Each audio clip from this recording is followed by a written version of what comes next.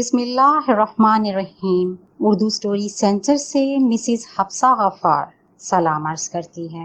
اگر آپ ہمارے چینل پر نئے ہیں تو آپ سے درخواست ہے کہ ہمارے چینل کو سبسکرائب کریں، ویڈیو کو لائک کریں اور زیادہ سے زیادہ شیئر کریں۔ شکریہ۔ معزز سامعین، آج میں حضرت ابراہیم علیہ السلام کے بارے میں آپ کو کچھ بتاؤں گی۔ آدم علیہ السلام کے زمین پہ آنے سے تقریباً 3435 سال اور طوفان نوح سے تقریباً 1080 سال بعد اللہ تعالیٰ نے زمین پر اللہ کے پیارے خلیل حضرت ابراہیم علیہ السلام کو بھیجا۔ انجیل میں حضرت ابراہیم علیہ السلام سے اللہ تعالیٰ مخاطب ہو کر فرماتا ہے، دیکھ میرا عہد تیرے ساتھ ہے اور تو بہت قوموں کا باپ ہوگا، اور تیرا نام ابراہیم نہیں بلکہ ابراہیم ہوگا، کیونکہ میں نے تجھے قوموں کا باپ بنایا ہے۔ ابراہیم کی ولادت نمرود کے زمانے میں ہوئی۔ آپ علیہ السلام کے والد آزر بت پرست اور بت تراش تھے، مگر حضرت ابراہیم علیہ السلام بت پرستی کے خلاف تھے۔ نمرود کو اس بات کی خبر ملی تو اپنے سامنے بلایا۔ آپ علیہ السلام نے اسے سجدہ نہ کیا۔ پوچھنے پر بتایا کہ میں اپنے پروردگار کے سوا کسی دوسرے کو سجدہ نہیں کرتا۔ نمرود نے پوچھا، تیرا پروردگار کون ہے؟ آپ علیہ السلام نے فرمایا، میرا خدا وہ ہے جو مردے کو جان بخشتا ہے اور زندوں کو بے جان کرتا ہے اور مشرق سے آفتاب نکالتا ہے۔ نمرود نے شیطان کے بہکاوے میں آ کر حضرت ابراہیم علیہ السلام کو قتل کرنے کا منصوبہ بنایا۔ اس مقصد کے تحت 160 گز لمبا، 40 گز چوڑا، 120 گز اونچا ایک احاطہ بنوا کر اسے لکڑیوں سے بھر کر آگ لگا دی۔ آپ علیہ السلام کو ایک منجیق کے ذریعے آگ کے الاؤ میں پھینکوا دیا، مگر اللہ تعالیٰ کے حکم سے آگ آپ علیہ السلام پر سلامتی والی بن گئی اور گلو گلزار میں تبدیل ہو گئی۔ یہ دیکھ کر نمرود کی لڑکی آپ علیہ السلام پر ایمان لے آئی، مگر حامان کے بہکاوے پر نمرود ایمان نہ لایا، بلکہ ابراہیم علیہ السلام کے مقابلے کے لیے لشکر اکٹھا کیا۔ آپ علیہ السلام نے دعا کی اور اللہ نے مچھروں کا لشکر بھیجا جس نے نمرود کے سپاہیوں کا گوشت پوست تک کھا لیا، یہاں تک کہ ایک مچھر نمرود کے دماغ میں جا بیٹھا، اس کا مغز کھانا شروع کر دیا۔ اس کی حرکت سے اسے تکلیف ہوتی، لیکن جب کوئی چیز سر پر مارتے تو آرام محسوس کرتا۔ وہ 40 برس تک اسی عذاب میں مبتلا رہا۔ راوی کہتا ہے کہ مسلسل 40 دن تک آتش کدہ نمرود میں رہنے کے بعد جب حضرت ابراہیم علیہ السلام اس آتش کدہ سے باہر آئے اور ملک شام کی طرف چل دیے اور وہاں جا کر ایک شہر جو خزائن الوجہ کہلاتا ہے، آپ نے وہاں قیام اس شہر میں پہنچنے کے بعد کیا۔ دیکھتے ہیں کہ ہزاروں آدمی نفیس لباس پہن کر ایک عظیم الشان میدان کی طرف چلے جا رہے ہیں۔ حضرت ابراہیم علیہ السلام نے یہ دیکھ کر وہاں کے لوگوں سے دریافت کیا کہ تم لوگ سب کے سب نفیس نفیس لباس پہن کر کہاں جا رہے ہو؟ انہوں نے کہا کہ یہاں ایک بادشاہ کی شہزادی ہے اور وہ صاحب جمال ہے۔ خیال یہ کیا جاتا ہے کہ اس جیسا آج تک اس سارے عالم میں کوئی نہیں ہے، اور ہر ملک کے بادشاہ اور شہزادے سب اس کی خواستگاری کرتے ہیں، اور وہ شہزادی کسی کو قبول نہیں کرتی، اور وہ یہ کہتی ہے کہ میں اپنی پسند سے شادی کروں گی۔ آج تقریباً 7 دن ہو رہے ہیں، لوگ برابر وہاں جمع ہو جاتے ہیں، اور اس کا طریقہ عمل یہ ہے کہ جب سب جمع ہو جاتے ہیں تو وہ شہزادی خود نکل کر دیکھتی ہے، لیکن پسند کسی کو نہیں کرتی۔ یہ بات جب حضرت ابراہیم علیہ السلام نے سنی تو انہی لوگوں کے ساتھ ہو لیے اور اسی میدان کے ایک گوشے میں جا بیٹھے۔ جب دوپہر ہو گئی اور تمام لوگ حاضر ہو گئے تو وہ شہزادی اپنے ساتھ 70 خواصیں لے کر، تاج زری سر پر رکھ کر، نقاب چہرے پر ڈال کر اور ایک تہرنج زری جواہرات سے جڑا ہوا ہاتھ میں لے کر میدان میں جا کر ایک سرے سے سب کو دیکھنے لگی۔ جب حضرت ابراہیم علیہ السلام کے پاس پہنچی، دیکھا کہ ایک نور ان کی پیشانی پر چمکتا ہے۔ وہ نور حضرت محمد مصطفیٰ صلی اللہ علیہ وآلہ وسلم کا تھا۔ وہ شہزادی اس نور کو دیکھ کر ان کے حسن و جمال پر عاشق ہو گئی اور تہرنج زری کو حضرت ابراہیم علیہ السلام کی گود میں ڈال دیا اور خود تخت پر جا بیٹھی۔ اس کے بعد بادشاہ وقت کے لوگ حضرت ابراہیم علیہ السلام کو بادشاہ کے پاس لے گئے۔ در حقیقت وہ نور جس پر شہزادی عاشق ہوئی وہ نور محمدی صلی اللہ علیہ وآلہ وسلم کا تھا، جو حضرت ابراہیم علیہ السلام کی پیشانی پر نمودار ہوا تھا۔ بادشاہ نے اسے دیکھ کر اپنی بیٹی کی طرف نگاہ کی اور کہا، اے بیٹی، نیک شوہر تو نے پایا، مگر مرد غریب ہے، کچھ فائدہ نہیں۔ سب عمراؤں نے مل کر حضرت ابراہیم علیہ السلام سے اس کی شادی کر دی اور تمام رسومات بادشاہانہ ادا کی اور سارے شہر میں خوشیوں بھری ہوئی۔ اور یہ بھی بعض روایتوں سے معلوم ہوتا ہے کہ مانند سائرہ خاتون اور حوا علیہ السلام کے نہ کوئی حسن و جمال میں ہوا ہے اور نہ ہوگا الا ماشاء اللہ۔ اور شادی کے چند ماہ بعد حضرت ابراہیم علیہ السلام نے ملک شام کی طرف جانے کا قصد کیا۔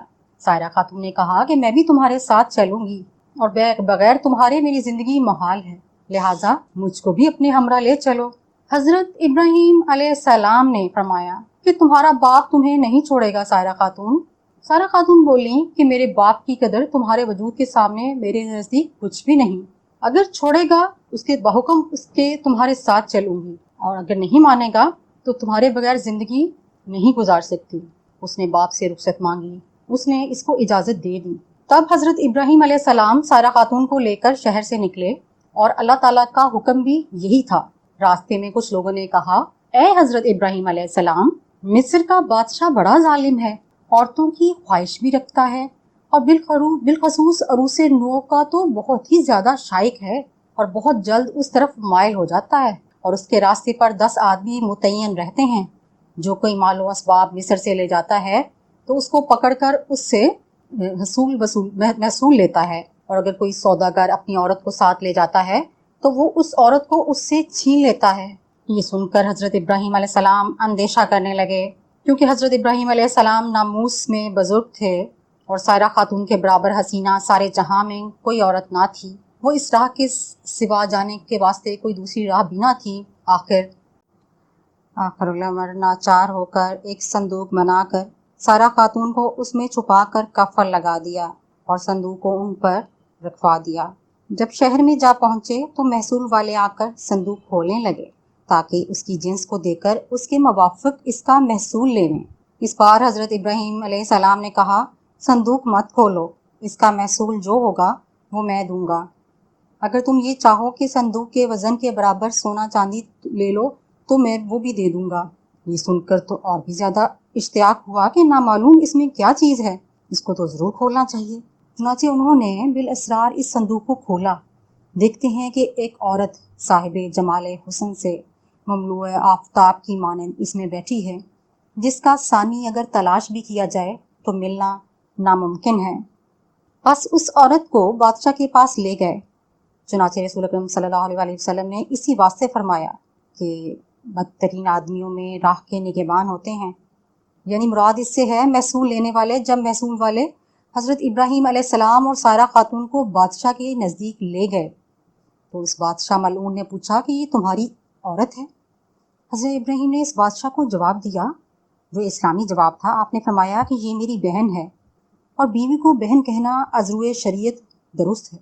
یہ جواب سن کر اس ملعون نے کہا، تم اپنی بہن کو مجھے دے دو۔ تب حضرت نے فرمایا کہ وہ اپنی ذات کی مالک ہے۔ سائرہ خاتون نے کہا، معاذ اللہ، یعنی میں پناہ مانگتی ہوں اللہ تعالیٰ سے۔ وہ ملعون یہ سن کر ہنسا اور حکم کیا کہ اس کو حمام میں لے جاؤ، نہلا دھلا کر لباس فاخرہ پہنا کر خوشبو سے معطر کر کے میرے پاس لے آؤ۔ بحکم اس ملعون کے ایسا ہی کیا گیا۔ جب وہ تمام کام سے فراغت پا چکی تو اسی وقت اللہ تعالیٰ نے حضرت جبرائیل علیہ السلام کو بھیجا کہ پردہ حضرت ابراہیم علیہ السلام کی آنکھوں کے سامنے سے اٹھا دیں، تاکہ حضرت ابراہیم علیہ السلام وہ تمام گفتگو جو ملعون حضرت سائرہ کے ساتھ کرے سن سکیں، ان کے تمام حالات اپنی آنکھوں سے دیکھیں۔ جب جمال مبارک حضرت سائرہ خاتون کا اس ملعون نے دیکھا تو فوراً اس نے دست درازی کا قصد کیا۔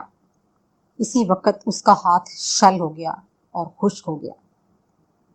پھر اس نے چاہا کہ بے ادبی کرے، تب اللہ کے حکم سے اپنے زانوں تک زمین میں دھنس گیا۔ جب اس کا کوئی بس نہ چل سکا تو فوراً کہنے لگا، یہ عورت تو جادوگر ہے۔ حضرت سائرہ خاتون نے اس ملعون سے کہا، اے بدبخت، میں جادوگر نہیں، لیکن خاوند میرا خداوند کا دوست ہے جو سب کی نگہبانی کرنے والا ہے۔ وہ میرا خاوند خداوند کریم کی درگاہ میں دعا کرتا ہے تاکہ تم مجھے بے عزت نہ کر سکے۔ یہ سن کر اس نے توبہ کی، فی الفور ہاتھ اس کا درست ہو گیا اور زمین نے بھی اس کو چھوڑ دیا۔ پھر جب دوسری مرتبہ سائرہ خاتون کی طرف نگاہ بد کی تو اس وقت اندھا ہو گیا۔ تب اس ملعون نے کہا اے بی بی معصوم میرے حال پر دعا کرو اور میں اس کام سے ہمیشہ کے لیے توبہ کرتا ہوں۔ جب آپ نے اللہ تعالیٰ سے دعا کی تو اس کے حکم سے اس کی آنکھیں اچھی ہو گئیں۔ پھر جب حالات ٹھیک ہو گئے تو غلبہ شیطانی سے عہد شکنی کرنی چاہی کہ میں حضرت سائرہ خاتون پر دست دراز ہوں، تو اسی وقت تمام بدن اس کا خشک اور شل ہو گیا اور آنکھیں جاتی رہیں۔ پھر کہنے لگا اے بی بی پاک دامن میرے واسطے اپنے خدا سے دعا کیجئے۔ حضرت سائرہ خاتون بولیں کہ اے بدبخت یہ دعا میری نہیں بلکہ میرے شوہر جو میرے ساتھ ہیں ان کی دعا ہے، وہ خداوند کریم کے دوست ہیں، اگر وہ چاہیں تجھے معاف کریں یا نہ کریں۔ تب اس نے کہا کہ حضرت ابراہیم علیہ السلام کو یہاں لاؤ۔ پھر اس کے بعد حضرت ابراہیم وہاں تشریف لے گئے اور وہ بادشاہ بولا اے ابراہیم علیہ السلام مجھے معاف کیجئے، میں نے آپ پر بڑا ظلم کیا ہے، میں توبۃ النصوح کرتا ہوں۔ حضرت ابراہیم علیہ السلام نے اس بادشاہ سے کہا کہ یہ میرے حکم سے نہیں ہے، یہ سب خداوند قدوس کے حکم سے ہوتا ہے جو تمام جہانوں کا رب اور مالک ہے۔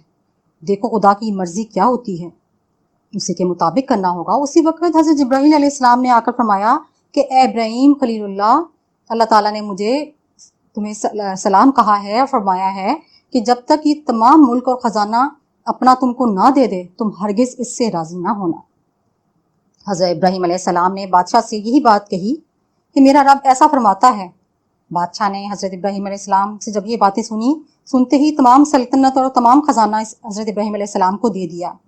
یہ کیفیت ہونے پر حضرت ابراہیم علیہ السلام نے اس بادشاہ کی حال پر دعا کی اور اس نے دعا کی برکت سے صحت و تندرستی پائی۔ مروی ہے کہ حضرت ابراہیم علیہ السلام نے اس مملکت کے 2 حصے کر کے آدھا حصہ جو جانب کنوان کے تھا آپ نے خود لے لیا اور باقی جو حصہ بچا اسی کو واپس دے دیا۔ پس بادشاہ نے ایک صاحبزادی دوشیزہ نیک روح خوبصورت صاحب جمال لا کر حضرت سائرہ خاتون سے کہا اے نیک بخت حبیبی میں نے تمہاری بے حرمتی کی کوشش کی، میں نے تم کو دیکھ کر اندیشہ بد کیا، پس تمہارے روح معاف کر کے شکرانہ میں یہ بی بی ہاجرہ کو تمہیں دیتا ہوں اور جو گناہ و تقصیر مجھ سے ہوئی معاف کیجیے۔ پس حضرت ابراہیم علیہ السلام سائرہ خاتون اور بی بی ہاجرہ کو لے کر کنعان کی طرف چل پڑے۔ راستے میں حضرت سائرہ خاتون اپنا حال جو بادشاہ کے یہاں گزرا تھا بیان کرنے لگیں تو حضرت ابراہیم علیہ السلام نے فرمایا اے سائرہ خاتون تم خاطر جمع رکھو، اب کچھ اندیشہ مت کرو، اللہ تعالیٰ نے اپنے فضل و کرم سے ہماری آنکھوں کے سامنے سے پردہ اٹھا دیا تھا، جو باتیں تجھ پر گزری مجھ پر سب ظاہر ہو جاتی تھیں اور جو تم کرتی اور کہتی تھی سو وہ میں دیکھتا اور برابر سنتا تھا۔ بعد اس کی سائرہ خاتون نے بی بی ہاجرہ کو حضرت ابراہیم علیہ السلام کی خدمت میں دے دیا۔ الغرض حضرت ابراہیم علیہ السلام شہر مذکورہ سے نکل کر بیت المقدس کی طرف چلے گئے جس کو فلسطین بھی کہتے ہیں۔ حضرت ابراہیم علیہ السلام بیت المقدس پہنچے تو حضرت جبرائیل علیہ السلام آئے اور آ کر فرمانے لگے اے حضرت ابراہیم زمین کی طرف جتنا دیکھو گے اتنا ہی فائدہ ہوگا۔ جب حضرت ابراہیم نے زمین کی طرف دیکھا تو اس جگہ سے آب رواں جاری ہو گیا۔ پھر اس کے بعد دیکھتے کیا ہیں کہ نرم زمین میں میوہ دار درخت لگے ہوئے ہیں اور بغیر پانی کے فصل پیدا ہوتی ہے، اور سائرہ خاتون نے حضرت ابراہیم علیہ السلام کی خدمت میں بی بی ہاجرہ کو دیا تھا۔ ہاجرہ نام بھی اسی واسطے ہوا کہ جب بادشاہ سائرہ خاتون کے ساتھ برا قصد کرتا تو اسی وقت اس کا ہاتھ خشک ہو جاتا۔ اس کے بعد اس نے توبہ کی اور حضرت سائرہ خاتون سے کہا کہ میرے پاس ایک خادمہ ہے، آپ اس کو اپنی خدمت میں لے جائیے کہ جس وقت میں اس سے بھی برا قصد کرتا تھا تو اس وقت بھی میرا ہاتھ ایسے ہی خشک ہو جاتا تھا۔ اور نسلی اعتبار سے بی بی ہاجرہ حضور اکرم صلی اللہ علیہ وآلہ وسلم کی دادی ہوتی ہیں اور انہی کے بطن سے حضور اکرم صلی اللہ علیہ وآلہ وسلم کی نسل منسوب ہے۔ پس حضرت ابراہیم علیہ السلام نے شہر مذکور میں قیام کیا اور عمارتیں بنوائیں۔ تقدیر الہی سے ایسا اتفاق ہوا کہ نور پیشانی سے حضرت ہاجرہ کی پیشانی پر ظاہر ہوا۔ بعد وہ وہاں سے اٹھ کر حضرت سائرہ خاتون کے پاس تشریف لے گئے۔ تب حضرت سائرہ خاتون نے اس حال سے واقف ہو کر حضرت ہاجرہ کے کان چھید دیے۔ پھر حضرت ہاجرہ کے کان چھیدنے سے اور بھی زیادہ خوبی آ گئی۔ حضرت سائرہ خاتون نے کہا واہ واہ واہ، اس عیب نے تو اور خوبصورتی بخش دی تجھے۔ پھر غصہ ہو کر ان کا ختنہ کر دیا۔ پھر اللہ تعالیٰ کا حکم ہوا کہ اے ابراہیم علیہ السلام، میں نے تمام زن و مرد پر یہ سنت ہاجرہ کی جاری کر دی کہ ساری امت ان کی قیامت تک پیروی کرے۔ حضرت سائرہ خاتون کو اور بھی غیرت پیدا ہوئی۔ حضرت ابراہیم علیہ السلام سے بولیں کہ یہ چیز مجھ کو برداشت نہیں ہے کہ ہاجرہ کے کوئی فرزند پیدا ہو اور مجھ کو نہ ہو۔ جب 9 مہینے گزر گئے تو حضرت ہاجرہ کے بطن سے حضرت اسماعیل تولد ہوئے۔ بعد سائرہ خاتون نے حضرت ابراہیم علیہ السلام سے کہا کہ اگر وہ ہاجرہ یہاں رہے گی تو پھر میں یہاں نہیں رہوں گی اور میں یہاں سے کہیں چلی جاؤں گی، نہیں تو اس کو یہاں سے کہیں ایسی جگہ پر لے جا کر رکھو کہ وہاں میوے اور آبادی اور پانی بھی نہ ہو، تاکہ یہ اچھی طرح سے آرام بھی نہ کر سکے اور میں بھی اس کو نہ دیکھ سکوں۔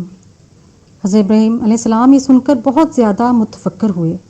اتنے میں حضرت جبرائیل علیہ السلام نے آ کر فرمایا، اے ابراہیم، سائرہ خاتون جو کہتی ہیں سو کر دو۔ بس حضرت ابراہیم علیہ السلام نے ہاجرہ اور حضرت اسماعیل ذبیح اللہ کو ایک اونٹ پر سوار کیا اور آپ بھی ایک دوسرے اونٹ پر سوار ہو کر بیت المقدس سے نکل کر اب جہاں خانہ کعبہ ہے وہاں پہنچے۔ تب ہاجرہ سے کہا کہ تم ذرا یہاں ٹھہرو، میں آتا ہوں۔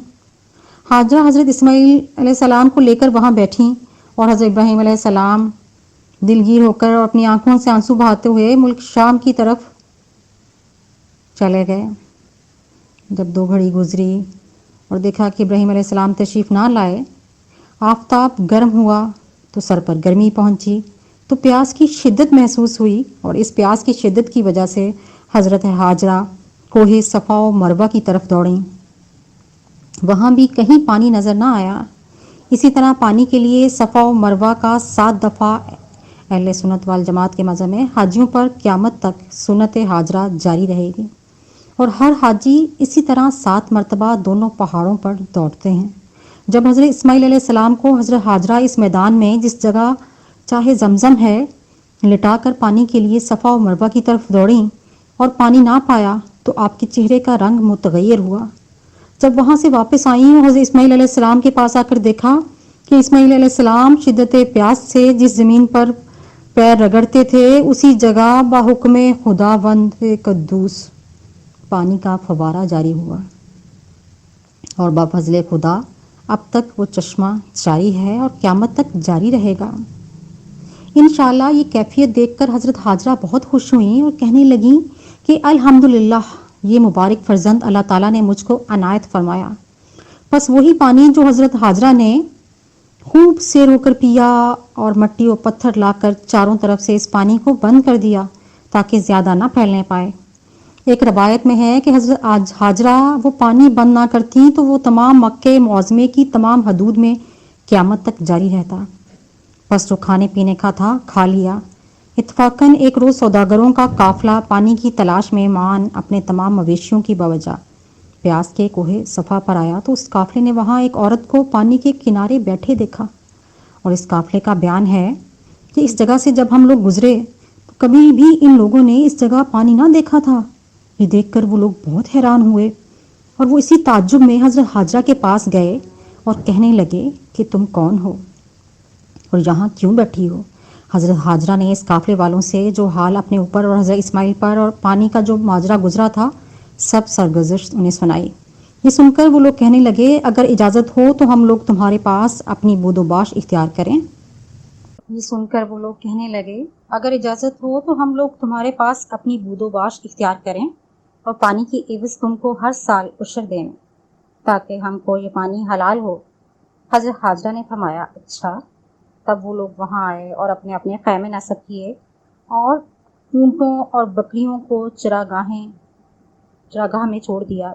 بہت دنوں تک وہ لوگ وہیں رہے۔ اس عرصے میں حضرت اسماعیل علیہ السلام بالغ ہوئے۔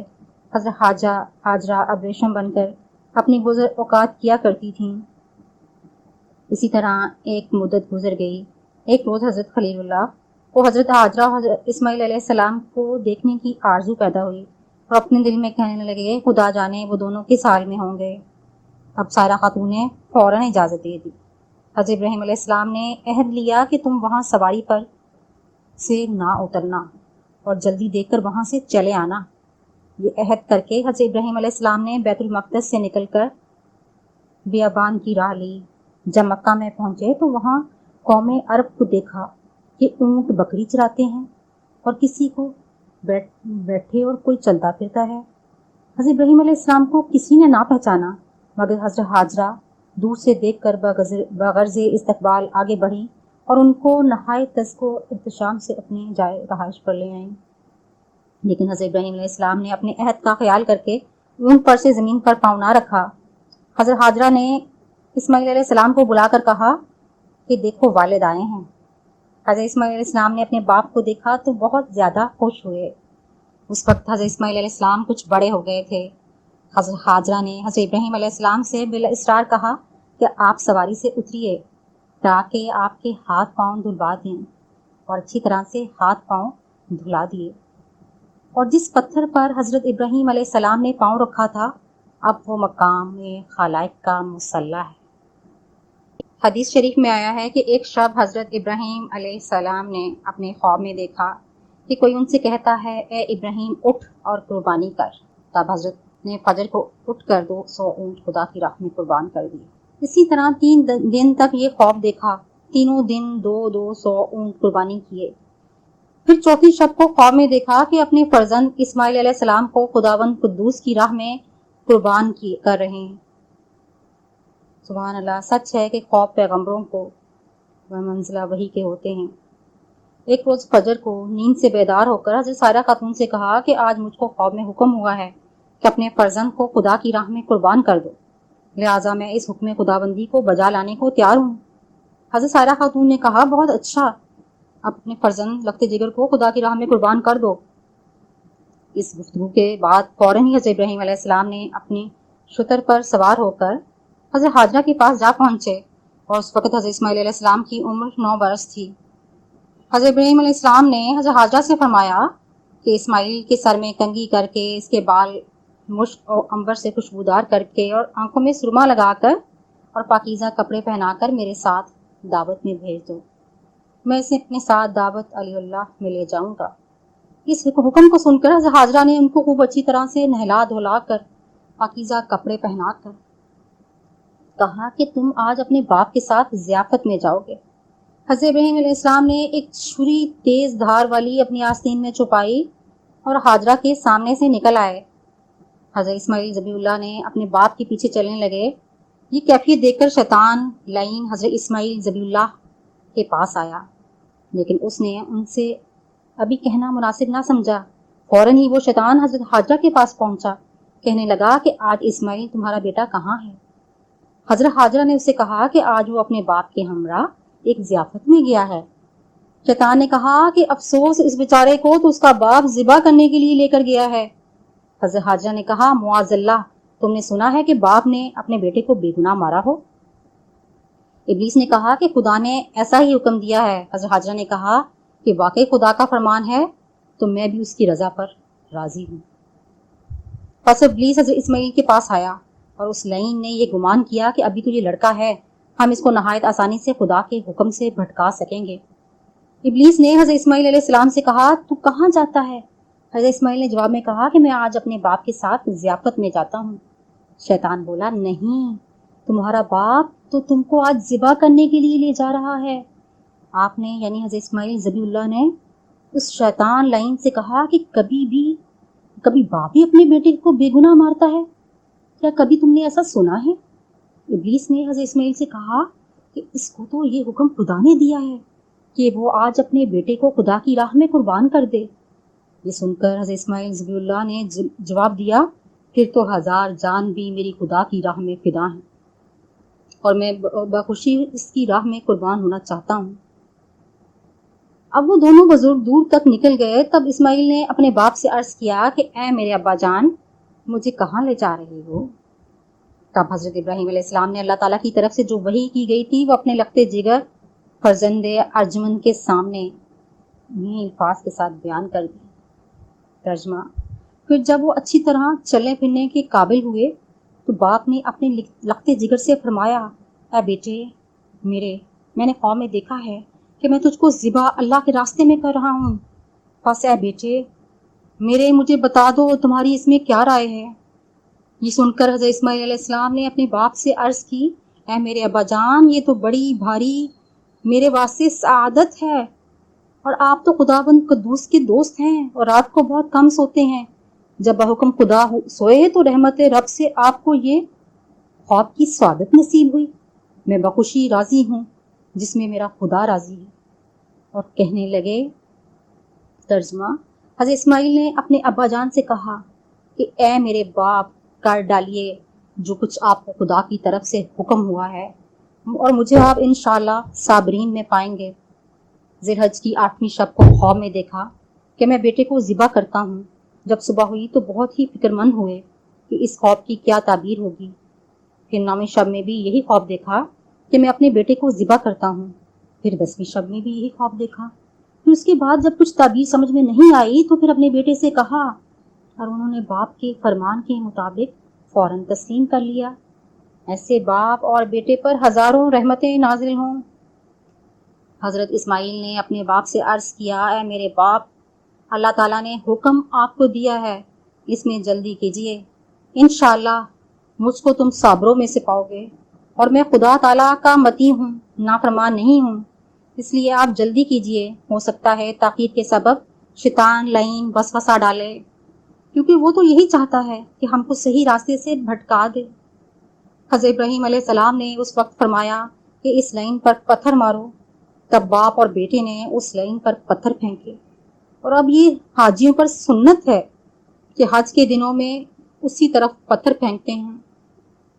بعد حضرت ابراہیم علیہ السلام اور حضرت اسماعیل علیہ السلام اس جگہ پر جا پہنچے، آپ جس کو اس وقت منا بازار کہتے ہیں، جہاں جا کر تمام حاجی اپنے اپنے جانوروں کی قربانی کرتے ہیں۔ حضرت ابراہیم علیہ السلام نے اپنے بیٹے سے کہا، اب تمہاری کیا صلاح ہے؟ وہ بولے کہ 1000 جان بھی میری خدا کی راہ میں۔ تصدیق، خدا کا شکر ہے کہ آپ نے مجھے قربان کرتے ہوئے اپنے خواب میں دیکھا، بس آپ جس طرح بھی ممکن ہو جلدی کیجیے اور امر الہی بجا لائیے۔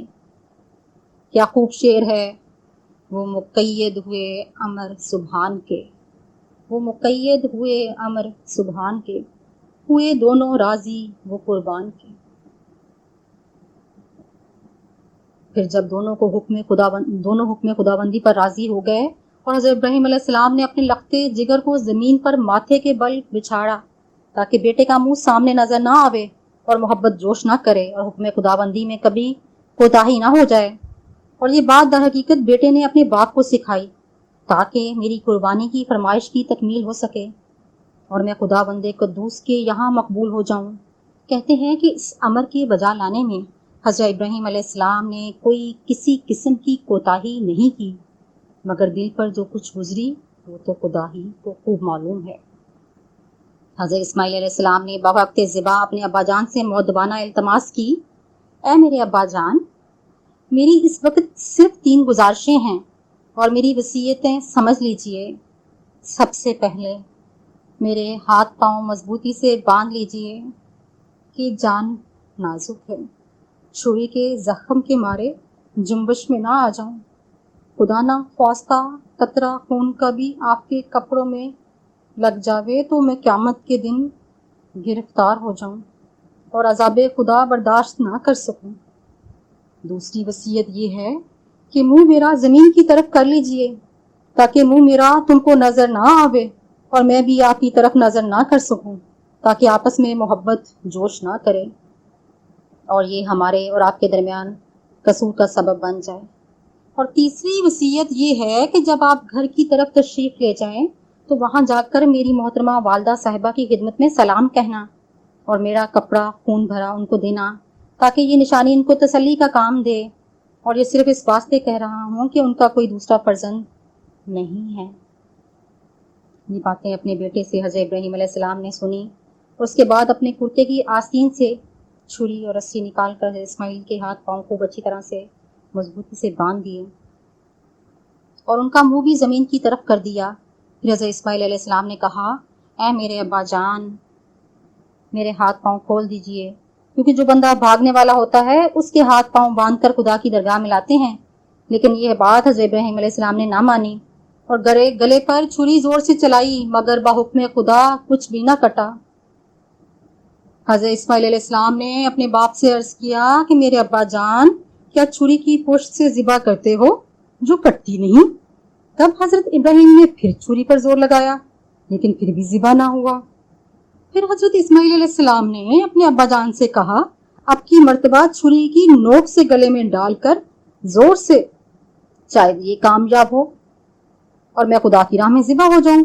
حضرت ابراہیم علیہ السلام نے بیٹے کے کہنے سے ویسا ہی کیا، لیکن پھر بھی کچھ کٹ نہ سکا۔ چھری دستے کے اندر اور دستہ حلق پر رہ گیا، غرض یہ کہ وہ ذبح کرنے میں کامیاب نہ ہو سکے۔ پھر حضرت ابراہیم علیہ السلام نے غصے میں آ کر چھری کو زمین میں ڈال دیا۔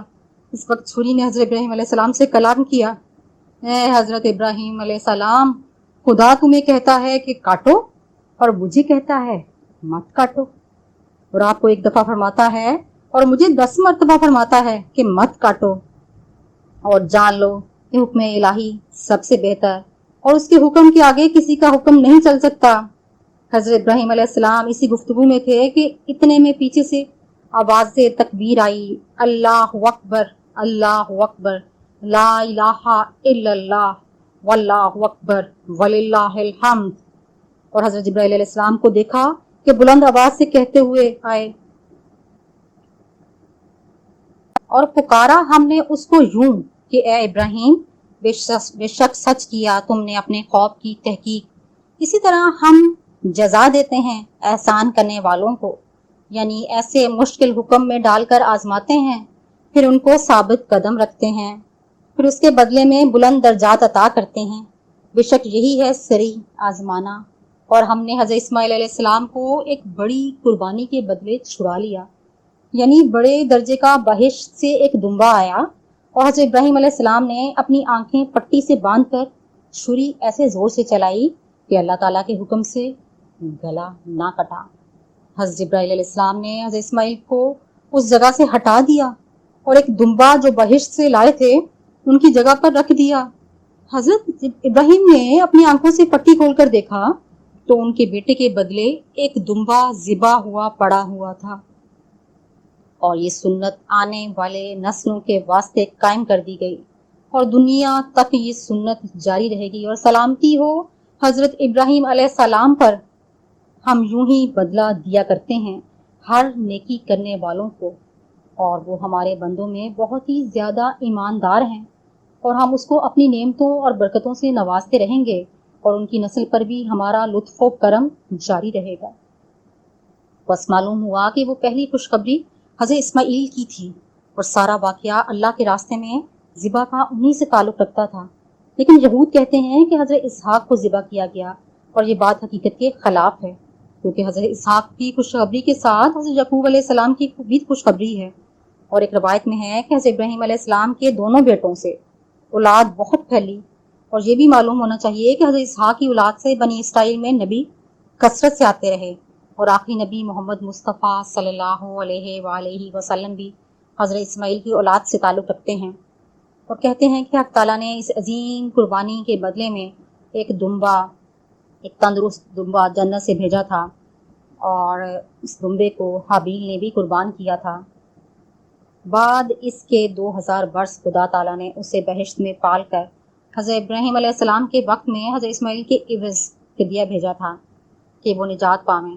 پس حضرت ابراہیم علیہ السلام نے اس دمبے کو عوض اسماعیل علیہ السلام کے ذبح کیا، اور اس کے چمڑے سے اس کے دسترخوان بنوا کر خلق اللہ کو اس پر کھانا کھلایا، اور اس کی پشم سے حضرت سائرہ نے ایک چادر بنوائی۔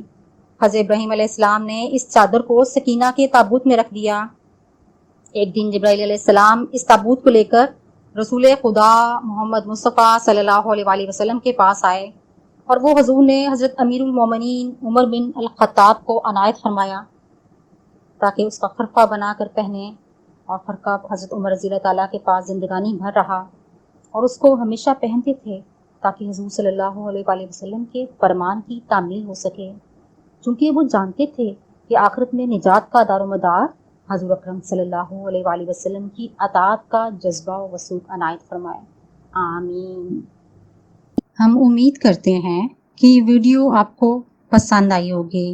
ویڈیو کو لائک کریں اور دوستوں کے ساتھ ضرور شیئر کریں۔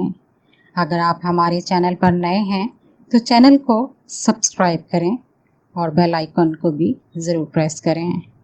ہمیں دیجیے اجازت اس امید کے ساتھ کہ کل ایک نئی ویڈیو لے کر آپ کی خدمت میں دوبارہ حاضر ہوں گے۔ اللہ حافظ۔